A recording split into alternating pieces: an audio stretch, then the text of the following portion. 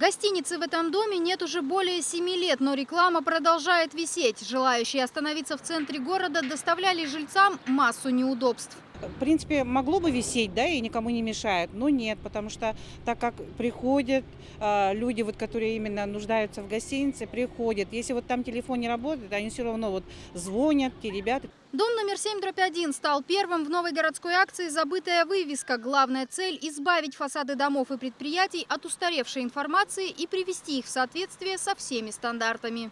Демонтированные вывески, они будут храниться в специализированной площадке. В течение 30 дней собственники могут подойти и забрать свое имущество, но после этих истечения 30 дней, к сожалению, вывеска будет утилизирована. Уборка старых баннеров избавляет от проблем и предпринимателей. Многие вывески нарушают правила благоустройства и могут привести к штрафам до 1 миллиона рублей. Но прежде чем отработать заявку жителей и снять рекламу, специалисты проверят ее в базе данных. Мы вот эту информацию себе обрабатываем и на решение руководства мы доводим, что данная конструкция может быть демонтирована. То есть она является бесхозяйственной.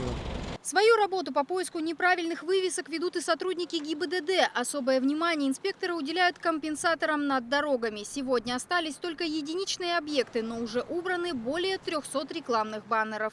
Собирать старые вывески будут в Якутске до 1 октября. После завершения акции организаторы планируют создать виртуальную галерею, где каждый горожанин сможет ознакомиться с предприятиями, которых уже нет в нашем городе.